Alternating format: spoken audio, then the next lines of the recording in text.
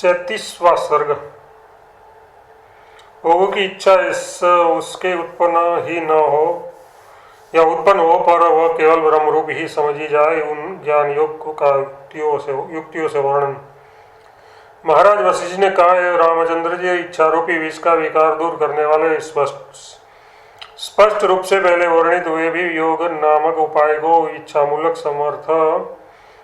इच्छामूलक संपूर्ण अनर्थों की शांति के लिए आप फिर सुनिए। श्री राम जी, यदि आत्मा से भिन्न कोई पदार्थ यहाँ है तो आप उसकी बेरोक टोक इच्छा कीजिए, उसके लिए हम आपको कुछ नहीं कहते, परंतु आत्मा से भिन्न सब कुछ दूसरे पदार्थ की सत्ता ही नहीं है, तो भला बताए तो सही, आप अपनी इस आत्मा से भिन्न किसकी इच्छा कर रहे हैं। अपन कहने का तात्पर्य है कि जब तक आत्म तत्व का भलीभांति ज्ञान नहीं हो जाता तभी तक द्वितीय वस्तु में सत्यता की भ्रांति से इच्छा का उदय होता है। इसलिए श्री रामचंद्र जी, आत्मज्ञान योग ही उनकी निवृत्ति में एकमात्र उपाय है। ये जगत सत्य ब्रह्म रूप ही है, मिथ्या नहीं है। यदि ज्ञान से आप ऐसा मानते हो तो भी ब्रह्म और जगत इन दोनों में अत्यंत अभेद होने से त्रिपुटी घटित इच्छा की कभी सिद्धि नहीं हो सकती। यह कहते हैं, त्रिपुटी के विभाजक उपाधियों के भेद तथा विभक्त होने वाले अवयवों के भेद से रहित सूक्ष्म और आकाश से भी अत्यंत सूक्ष्म रूप जो चित्ती है, सत्य स्वरूप वही अहमाकार तथा जगताकार से स्थित है। तो फिर आप उससे भिन्न किसकी इच्छा कर रहे हैं? वह चित्ती आकाश रूप है, आकाशी आकाश रूप विषय और उसका ज्ञाता है। यह जगत का आभास भी आकाश रूप ही है, तथा तब भला इसमें इच्छा का विषय ही कौन है? ज्ञान से विषयों की गृहीति न होने पर इच्छा का उदय न होने के कारण ग्राहक के संबंध के अभाव में ग्रहण की भी सिद्धि न हो सकने से ज्ञानियों को इच्छा होती ही नहीं।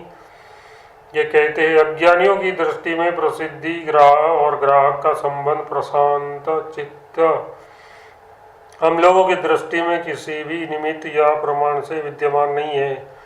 इसीलिए भी हे श्री राम जी, बताइए आप किसकी इच्छा कर रहे हैं?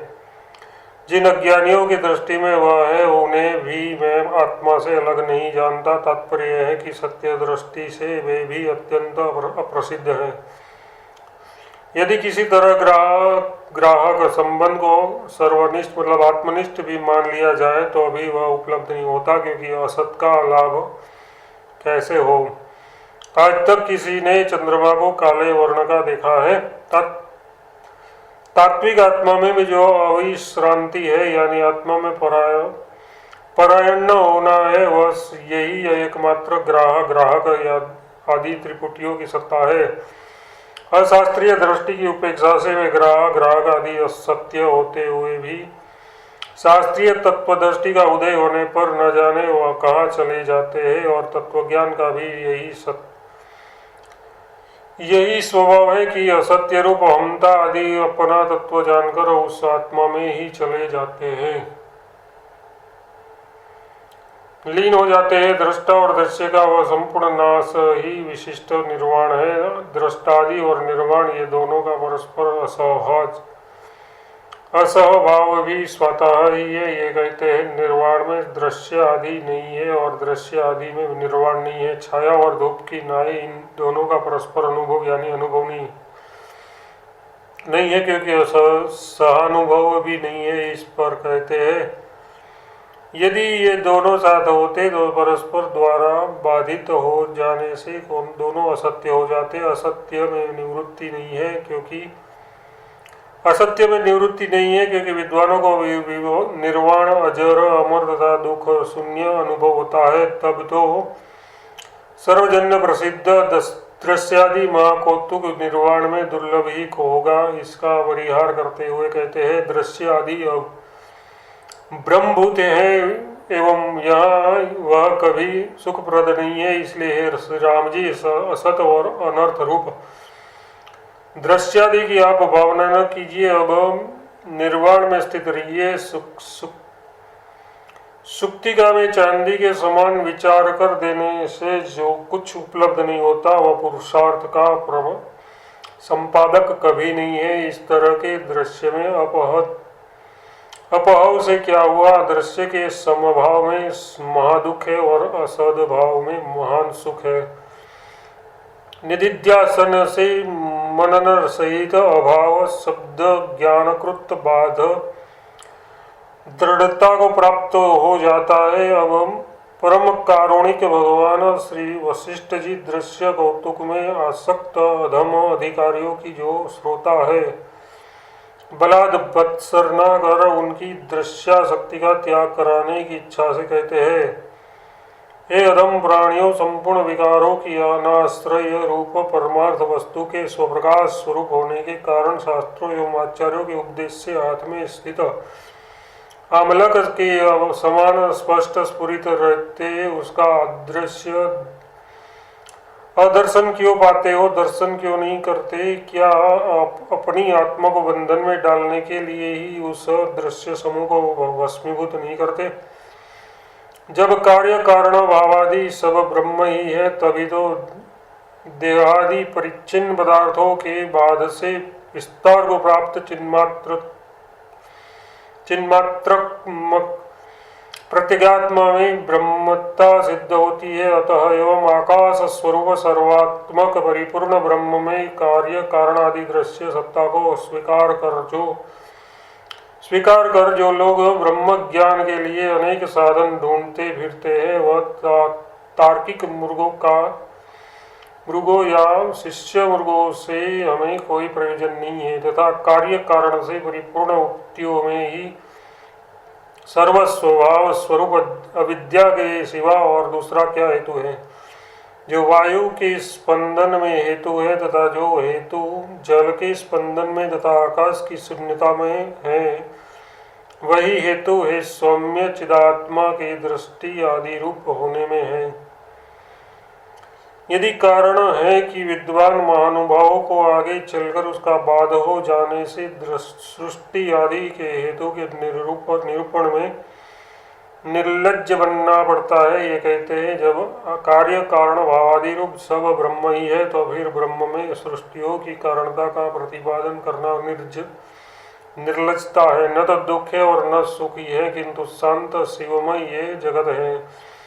जब चिन्मात्रता से भिन्न कुछ है ही नहीं, तब भला इच्छा का उदय कहाँ से? जैसे मिट्टी की देह वाली योद्धाओं की सेना में एकमात्र मिट्टी से अन्य कुछ नहीं है, वैसे ही सदात्मक जगत और अहंतादि रूप दृश्य में सत ब्रह्म से इतर और कुछ नहीं है। यदि सब कुछ ब्रह्म ही है तो फिर उसकी इच्छा भी तो ब्रह्म ही ठहरी। उसकी उत्पत्ति मानने में क्षति क्या है? यो ब्रह्म विद्वानों की दृष्टि से श्री राम जी आशंका करते हैं। श्री रामचंद्र जी ने कहा है, मुनीश्वर, यदि बात ऐसी है तो फिर इच्छा का उदय हो या न हो कोई हानि नहीं है, क्योंकि वह भी तो ब्रह्म ही ठहरी। इसकी विधि और निषेध में कौन सा मतलब सिद्ध होगा, ये कहिए।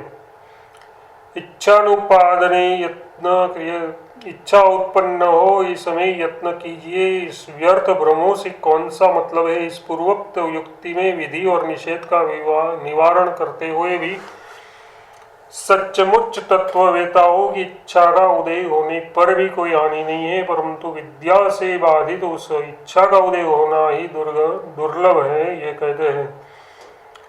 महाराज वशिष्ठ जी ने कहा है, श्री राम जी आत्मतत्व का ज्ञान हो जाने पर सप्रबद्ध हो जाने पर वह इच्छा ब्रह्म स्वरूप ही ठहरी है, ब्रह्म से अन्य नहीं। जैसा आपने समझा है वह सब बिल्कुल सत्य है, किंतु फिर भी आप ये सुन लीजिए कि जब जब आत्मतत्व ज्ञान उदित होता है तब तब सांसारिक विषय भोग की इच्छा शांत हो जाती है, क्योंकि वही वस्तु का स्वभाव है। सूर्य के उदित होने पर जैसे रात बिल्कुल शांत हो जाती है, उदित नहीं होती, वैसे ही ज्ञान का उदय होने पर इच्छा आदि सब शांत हो जाते हैं।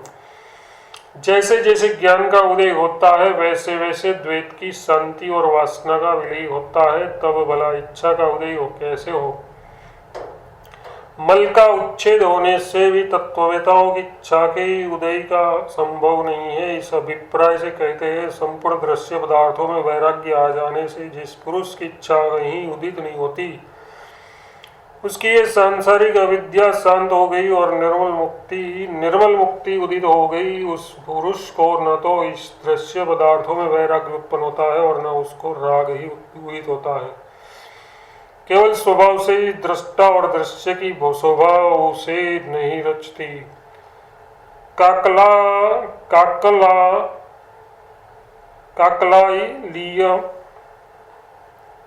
काकलाइलीय योग से यानी आकस्मिक घटना से या अन्य किसी भी प्रेरणा से यदि समाज कदाचित कुछ इच्छा करता भी है तो फिर वह देह मात्र धारण में साधनभूत शास्त्रों से अनिरुद्ध अन्न आदि कुछ इच्छा करता है या नहीं भी करता है। ऐसी परिस्थिति में उस आत्मतत्वदर्शी की वह इच्छा या अनिच्छा दोनों ब्रह्म स्वरूप ही है, उसमें तनिक भी संदेह नहीं है। अथवा बात यह है कि जो उस तत्वज्ञानी को अभिनव भोग चमत्कार विषयक इच्छा अवश्य नहीं उदित होती या पूर्व काल में अभस्त हुए लोगों का अनुसरण करने के कारण उसकी स्थिति नियत है। भद्र यदि किसी जीव को तत्व ज्ञान प्राप्त हो गया तो उसकी इच्छा तत्काल ही निवृत्त हो जाती है, क्योंकि प्रकाश और अंधकार के सदा तत्व ज्ञान और इच्छा दोनों की स्थिति एक जगह हो नहीं सकती। इसलिए राग प्राप्त विधि निषेध शास्त्रों में वह इच्छा शून्य तत्वज्ञानी अधिकृत नहीं होता। वह कहते हैं भद्र तत्वज्ञानी पुरुष कहीं पर भी विधि निषेध शास्त्रों का अधिकारी नहीं है, क्योंकि समस्त इच्छाओं से शून्य उस तत्वदर्शी को किसी प्रयोजन की सिद्धि के लिए कौन क्या उपदेश दे सकता है? क्या कहीं अंध पुरुष देखने वाले को कूप में नहीं गिरना चाहिए ऐसा उपदेश दे सकता है? बाह्य इच्छा की निवृत्ति और स्वात्मानंदानुभूति में तृप्ति से ये दोनों आत्मज्ञान की प्राप्ति के चिन्ह है। ये कहते हैं सब इच्छाओं का सर्वदा निराश होना और सब लोगों को अभेदान द्वारा प्रसन्न रखना एवं अपने आत्मानुदानुभव में स्थित रहना तत्वज्ञान का चिन्ह है। जब सारा प्रपंच निरस हो जाता है तब कहीं पर भी तत्वदर्शी स्वाद नहीं लेता, तब इच्छा भी बढ़ती नहीं और तभी उसकी मुक्ति भी रहती है। तत्वज्ञान से एकता और अनेकता के झगड़े को छोड़कर जो पुरुष चुपचाप स्थिर हो जाता है उस पुरुष के इच्छा अनिच्छा आदि सभी भाव पर ब्रह्म स्वरूप ही हो जाते हैं। तत्वज्ञान से उसकी द्वैत बुद्धि नष्ट हो गई है एवं द्वैतना स्वरूप वस्तु तथा एकत्व संख्या से रहित होकर जो पुरुष स्वच्छ व्यग्रता रहित और शांत होकर अपने स्वरूप में स्थिर रहता है उस पुरुष को यहाँ न तो किसी कर्तव्य से प्रयोजन है और न कर्तव्य से ही प्रयोजन है एवं न तो सब भूतों में किसी प्रयोजन की प्राप्ति है, न तो इच्छा से न अनिच्छा से न सदस्तु से न असदवस्तु से न अपने से न दूसरे से और न इन जीव मरणों से तत्वदर्शी को किसी भी समय अर्थ का लाभ होता है। अपना मुक्त स्वरूप जानने वाले तत्वदर्शी को कभी इच्छा ही उत्पन्न नहीं होती, यदि उत्पन्न होती है तो उसकी वह इच्छा अविनाशी ब्रह्म रूपिणी ही रहती है। न दुख है और न सुख ही है, किंतु ये सारा जगत अज आनंद स्वरूप शांत पर ब्रह्म ही है।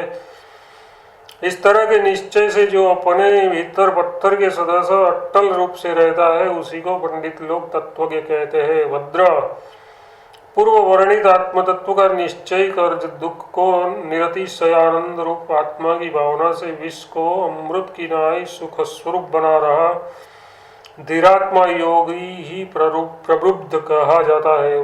तत्वबोध के अनुसार जो स्थिति है वही समस्त दुखों की अभ्रांत स्थिति है। ऐसी स्थिति अज्ञानों में प्रसिद्ध नहीं है। ये कहते हैं जब ब्रह्म में जगत स्थिर हो जाता है तब आकाश में आकाश, शांत में शांत, शिव में शिव शून्य में शून्य और सत्य में सत्य स्थिर हो जाता है। विपरीत रूप से कोई पदार्थ किसी में स्थिर नहीं रहता। उक्त रीति से जगत नहीं है। इस भावना से जब व्यापक विषय शून्य संविद रूप आकाश स्थिर हो जाता है, तब सब में एक रूप से रहने वाला सौम्य शांत आत्मा, आनंदमयी आत्मा में अहमता ब्रह्म नष्ट हो जाता है। भद्र जो ये कुछ स्थावर जंगमात्मक जगत दिखाई दे रहा है, शांत आकाशात्मक ब्रह्म रूपी है। और जो कुछ दिखाई दे रहा है वह दूसरे के मनोराज्य नगर के सदस्य तुच्छ है। अन्य पुरुष के मनोराज्य की कल्पित नगर में तुम्हें भीतर जाने आने में जैसे किसी प्रकार की रुकावट नहीं होती, वैसे ही इस जगत रूप ब्रह्म में किसी प्रकार की रुकावट तत्वज्ञ को नहीं होती। चूंकि समुद्र और आकाश, पृथ्वी, नदी, पर्वत आदि से शून्य आत्मा में दृष्टा का अंतःकरण ही समुद्र आदि की शोभा के रूप में परिणित हो जाता है, इसलिए पूर्वोक्त बात सिद्ध है। इस विषय में दृष्टांत के मृग, तृष्णा, जल तरंग, क्योंकि तृष्णा एवं श्रांत पुरुष का नेत्र रूप कारण ही जल शून्य सामने के प्रदेश में मृग तृष्णा जल तरंग रूप में परिणित हो जाता है। जो कुछ ये दिखाई दे रहा है वह स्वप्न में बने हुए नगर के सदस्य एवं बालक द्वारा कल्पित उन्नत की बेताल के सदस्य मिथ्या ही है। ऐसी स्थिति में उस समय असत्य को छोड़कर दूसरा सत्यत्व की ही क्या है। भ्रांतिग्रस्त पुरुष स्वयं मिथ्या है, इससे भी भ्रांति में मिथ्यात्व है ये कहते हैं। इससे भी भ्रांति में मिथ्यात्व है ये कहते हैं। चूंकि सत्यभूत ब्रह्म ही अहम इदम इत्यादि रूप से असत्य होकर ही भासता है, इसलिए भ्रांतिग्रस्त पुरुष के बिना ही ये भ्रांति भासती है। अतः भ्रांति असत्य मिथ्या है। ये जो जगत है वह न सत है और न असत है, तथा न तो सत असत उभय रूप है। इसका तत्व भी किसी इंद्रिय से निर्धारित नहीं किया जा सकता। यह अनिर्वचनीय है। इस रूप का होने पर भी गंधर्व नगर आदि से शुद्ध आकाश के सदस्य प्रतीत होता है। सारांश यह है कि यदि जगत को अत्यंत ही असत मान लिया जाए तो शून्यवादियों के मत में ही अपनी गिनती होने लगेगी। यदि अत्यंत सत्य मान लिया जाए तो श्रुति और तत्ववेदाओं के अनुभव के साथ विरोध होगा। यदि सत असत उभय रूप मान ले तो विरोध होने के कारण एक वस्तु में सत्य और असत्य दोनों धर्म कैसे रह सकते हैं। इस सब बातों से अंत में यही निष्कर्ष निकलता है कि जगत का स्वरूप अनिर्वचनीय ही मानना होगा। हे श्री रामभद्र, यद्यपि तत्वबोध के बल से ही भली भांति शांत हो रहे विषयों की इच्छा या अनिच्छा दोनों तत्वज्ञानी के लिए समान है, यानी दोनों का फल समान है, तथापि अनिच्छा का उदय ही विक्षेप शून्य सुखाभिव्यक्ति का हेतु होने से कल्याणकारक है, ये मेरा मंतव्य है। भद्र, आकाश में आकाश की नाई अविकृत चिदाकाश में ही आकाशाद वायु, आकाश से वायु इत्यादि श्रुति दर्शित क्रम के अनुसार अहम जगत इत्याकार चिदात्मा की कलना स्थित है। इसमें वायु में स्पंदन की नाई दूसरे किसी कारण की खोज नहीं करना चाहिए। इन सब बातों से निष्कर्ष ये निकलता है कि चित्ती की बहिर्मुक्ता ही इच्छा, चित्त और आकाश, चित्त और संसार है, तथा अंतर्मुक्ता ही मुक्ति है। ये कहते हैं भद्र चित्ती की जो बाह्य विषयों की ओर उन्मुक्ता है वही चित्त है, वही संसार है और वही इच्छा है, तथा बाह्य विषयों की ओर से उन्मुक्ता को जो हटा देता है वही मुक्त है। इस युक्ति को जानकर आप शांत हो जाइए। इस स्थिति में सृष्टि या प्रलय दोनों अवस्थाओं में जैसे ईश्वर को कोई हानि या लाभ नहीं होता, वैसे इच्छा या अनिच्छा दोनों अवस्थाओं में तत्वज्ञ को कोई हानि या लाभ नहीं होता। वह कहते हैं श्री राम जी, इच्छा हो या अनिच्छा हो, सृष्टि हो या प्रलय हो, इससे या किसी की कुछ भी न क्षति है या न कुछ फल है, उसमें युक्ति बताते हैं। इच्छा अनिच्छा, सत असत, भाव अभाव तथा सुख दुख, ये सब कल्पनाएं उस तत्ववेदा के स्वरूप भूत चिदाकाश में कुछ हो ही नहीं सकती। पद्र जिस महामति को दिन पर दिन समस्त इच्छाओं की कमी होती जाती है, विवेक सम से संतुष्ट उस महामति को ही तत्वज्ञ लोग मोक्ष भागी कहते हैं। इच्छा रूपी सूर्य से विरुद्ध हुए हृदय में ऐसी वेदना उत्पन्न होती है कि जिसके लिए ये प्रसिद्ध मणि मंत्र आदि महौषध सब कुंठित हो जाते हैं। ब्रह्मा जी ने प्राणियों के दुखों की चिकित्सा करने के लिए जिन औषध मंत्र यंत्र आदि कार्यकरणों का निर्माण किया है, उनकी परीक्षा के लिए पहले ही मैंने विचार पूर्वक यत्न किया, परंतु उसको मैंने मिथ्या भ्रांति के भार से आक्रांत पुरुष की चिकित्सा करने में समर्थ नहीं पाया।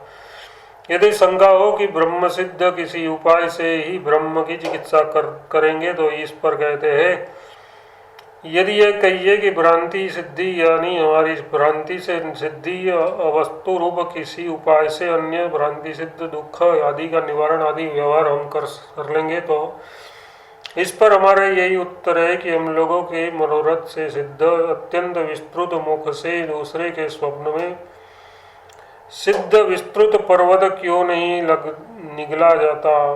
भ्रांति सिद्ध वस्तु असल में असत होने के कारण पारमार्थिक दुख निवारण में सामर्थ्य नहीं रहती, ये कहते हैं। जिसका विचार मात्र से विनाश हो जाता है, ऐसे भ्रांति सिद्ध असत पदार्थ से यदि व्यवहार मान ले तो खरगोश के सींग से आकाश क्यों नहीं आच्छादित होता। इससे तत्वज्ञानाभिव्यक्त पारमार्थिक ब्रह्म ही सर्वविध ब्रह्मों के निवारण का उपाय है, दूसरा नहीं, ये भाव है। अमृत मन की भ्रांति मात्र ये जगत मृत देहादि भाव को कैसे प्राप्त हो जाता है, इस पर कहते हैं। जिस प्रकार जाड्यातीत के कारण यानी अत्यंत शीतलता के कारण जल पाषाण रूप बर्फ को प्राप्त हो जाता है, वैसे ही चिदाकाश मन के कारण देहाकार भाव से यथार्थ देहादि में अहमता के अभिमान से देहाकार को प्राप्त हो जाता है।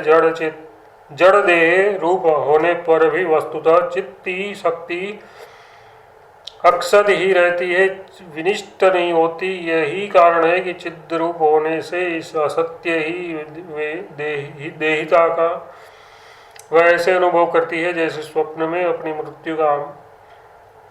प्रातिभाषिक जड़ता का अस्तित्व प्रतिभास के अधीन है, इसलिए प्रातिभाषिक जड़ता अनिर्वचनीय है, ये कहते हैं। जैसे आकाश में नीलत्व अवस्तु रूप होने से असत है, प्रतिभास के कारण सत्य सा भासता है, परंतु वस्तुतः सत्य ही नहीं है, वैसे ही इस परमात्मा में ये सृष्टि सत्य सी भासती है। वस्तुतः वह न तो सत्य है और न असत्य ही है, किंतु अनिर्वचनीय है। यही कारण है कि जगत और ब्रह्म सत्ता के एक रूप होने से इस दोनों में कोई भेद नहीं है, ये कहते हैं। जैसे आकाश में शून्यता में एवं जैसे स्पंद और वायु में कोई भेद नहीं है, वैसे ही एक रूप ब्रह्म और सृष्टि में भी कोई भेद नहीं है। स्वप्नादि पदार्थों की नाई प्रतिभास से अप्रतीत प्रतिभाषिक पदार्थों की उत्पत्ति आदि कहीं भी प्रसिद्ध नहीं है, ये कहते हैं। इस परमात्मा में वस्तुतः जगत आदि कुछ भी न तो उत्पन्न होता है और न नष्ट ही होता है, किंतु केवल निद्राग्रस्त प्राणी के स्वप्न के सदस्य भासता है। इसलिए उसके त्याग और ग्रहण में मनुष्य को अभिनिवेश रखना युक्त नहीं है, ये कहते हैं। चिदाकाश में पृथ्वी आदि के अविद्यमान रहते तथा सृष्टि के एकमात्र प्रतिभास स्वरूप सिद्ध होने पर मनुष्य को उसके त्याग और ग्रहण में भला कौन सा आग्रह। देह के लिए तो पृथ्वी आदि का त्याग और ग्रहण हो सकता है, परंतु जब वे ही दोनों पृथ्वी आदि और देह एकमात्र प्रतिभास स्वरूप होने से असत है, तब तो वे त्याग और ग्रहण भी असत ही ठहरे। इस आश्रय से कहते हैं पृथ्वी आदि कारण सहित ये देह भी एकमात्र प्रतिभास स्वरूप होने से है ही नहीं, केवल चिन्मात्र ब्रह्म ही अपनी आत्मा में स्थित है। इसी प्रकार बुद्धि आदि में अपनी प्रतिभासक चैतन्यात्मा की अपेक्षा से भेद और अभेद का संभव न होने के कारण इससे ये किया जाता है। इस तरह के व्यवहार की असत ही कारणता आखिर में परमार्थ वस्तु को ही प्राप्त कराती है, क्योंकि एकमात्र उसी का असंभव है। इस चित्ती में कल्प महाकल्प एवं उनमें होने वाली सब क्रियाएं अहेतुक तथा अक्रमिक है और वे ऐसे भाषित होते हैं जैसे स्वप्न में क्षण भर में ही अहेतुक तथा अक्रमिक मरण, जन्म मरण आदि शीघ्र भाषित होते हैं। इसका फलितार्थ ये हुआ कि सब चिदाकाश ही है। ये कहते हैं चूंकि चित्ती को सृष्टि का संवेदन अपनी ही आत्मा में होता है और दूसरी जगह नहीं, इसीलिए ये सारी पृथ्वी चिदाकाश स्वरूप ही है। ये पर्वत सब चिदाकाश स्वरूप है। ये सब अत्यंत दृढ़ दीवारें और ये सब लोग चिदाकाश रूप ही है एवं स्पंदन भी चिदाकाश ही है। चिदाकाश स्वरूप दीवार में जगत रूपी महान चित्र रूपी रंग से ही व्याप्त है। न तो ये चित्र उदय को प्राप्त होता है, न अस्त को प्राप्त होता है, न तो शांत होता है और न मलिनता को प्राप्त होता है।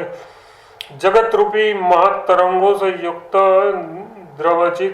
द्रवशील चित्ती रूपी जल में कौन सा पदार्थ कैसे उत्पन्न हुआ या कौन सा पदार्थ कब कैसे शांत ही हुआ, तब तो जगत रूप से चित्ती के ही उदय और अस्त होते रहे। हानि क्या है इस पर नहीं ऐसा कहते। जब विषयों का सर्वथा असंभव होने से जगत ही नहीं है, तो फिर जगत की शून्यता से शोभित शांत महाचिदाकाश में जगत रूप से चित्ती के उदय और अस्त ही कैसे सिद्ध हो सकते हैं। परंतु यदि माया विलास दृष्टि से देखे तो फिर सभी पदार्थों में सर्वरूपता की यथेच्छ उत्पत्ति हो जाती है। ये कहते हैं ब्रह्मा के सृष्टि रूप में विवर्त होने पर संवेदन के प्रयोग से यानी विचित्र वासनाओं के अनुसार उत्पन्न संकल्प से तो पर्वत भी आकाश रूप में परिणित हो जाते हैं और आकाश भी पर्वत बन जा सकते हैं।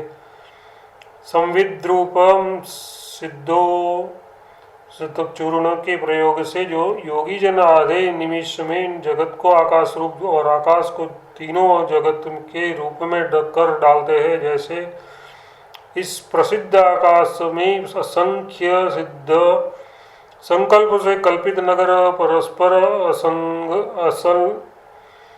असंलग्न एवं अंतहीन है, वैसे ही चिदाकाश में ब्रह्म में हजारों वे सृष्टियां हैं। इसमें दृष्टांत बताते हैं जैसे महासागर में अनेक आवर्त परस्पर मिले हुए भी पृथक पृथक से अवस्थित है, वास्तव में वे जल से अतिरिक्त नहीं है, वैसे ही महाचित्ती में असंख्य बड़ी बड़ी सृष्टियां यानी ब्रह्मांड परस्पर मिले हुए भी पृथक से अवस्थित है, पर वास्तव में वे उससे अलग नहीं है। परस्पर छिपे हुए सिद्धों के भिन्न भिन्न लोकों के अवलोकन के लिए इच्छा से प्रबुद्ध योगी की पहले उनकी उपाधि का मूल चेतन में प्रविलापन कर फिर दूसरे के चित्त में प्रवेश कर उसके लोक में जो अनुप्रवेश रूप प्राप्ति है, वही एक सृष्टि से दूसरी सृष्टि के अवलोकन के लिए भी है। ये विद्वान लोग बताते हैं। इस तरह संपूर्ण प्राणियों एवं उनके भोग्य सृष्टियों की विवर्त रूप स्थिति शाश्वत ब्रह्म ही है। ये कहते हैं अविनाशी परम शिव में ये सभी भूत स्थित है, उसी में ये सारी सृष्टियां बैरोक टोक ऐसे स्थित है जैसे आकाश में शून्यता के उल्लास। परमार्थ चिदाकाश के अपने आमोद रूप स्वाभाविक सृष्टि के विभ्रम है। ये स्फटिक मणि के भीतर दिखाई दे रही रेखाओं की नाय न तो उत्पन्न होती है और न नष्ट ही होती है। पुष्पों की गंध और सिद्धों की भूमि जैसे परस्पर मिली हुई रहने पर भी मिली हुई नहीं रहती, वैसे ही चिदाकाश स्वरूप ये सृष्टियां भी है। यही कारण है कि स्थूल संकल्प और मोह वाले पामर जनों की दृष्टि से इस प्रपंच की स्थूल अनुभव के समान स्थिर है तथा अनुभव के समान स्थिति है तथा सूक्ष्म सूक्ष्मांतर और सूक्ष्मतम संकल्प एवं मोह वाले योगियों की दृष्टि से सूक्ष्मादि भाव से इस प्रपंच की स्थिति है। ऐसी स्थिति में सबको अनुभव एक साथ न होने के कारण अपने अपने अनुभव के अनुसार सबकी युक्तियां सत्य ही है ये कहते हैं श्री राम जी। इस प्रपंच की स्थिति संकल्पाकाश रूप होने से जिसका जैसा अनुभव है वैसे ही है। इसलिए सूक्ष्म संकल्प एवं मोह वाले योगियों की मनन पूर्वक जगत के विषय में जो कुछ युक्तियां है वे बिल्कुल सत्य है। अतः एवं भिन्न भिन्न वादियों की जो नाना प्रकार की कल्पना है वे भी तत्त वासनाओं से परिपूर्ण संकल्पों के अनुसार ही सत्य है। सबके संकल्पों के अनुसार यह परमार्थ रूप से वे सत्य नहीं है। वह भिन्न भिन्न वादियों को संबोधित कर कहते हैं न तो विद्वानवादी बौद्धों की अंतर विज्ञान मात्र परमार्थवादिता सत्य है और न वैशेषिक की बाह्य अनर्थवादिता ही सत्य है। परंतु आप लोगों के संकल्प के अनुसार ये सभी ज्ञान फलीभूत होते हैं, तब उसमें कौन सा पक्ष प्रामाणिक है उसको बताते हैं। वस्तुतः चित्ती में जो चित्त है यानी त्रिपुटी प्रकाशन की शक्ति है वही भीतर भावित होने पर जगत रूप से भासती है। इसीलिए चित्ती और जगत में भेद ऐसे उत्पन्न नहीं होता जैसे जल और द्रवत्व में।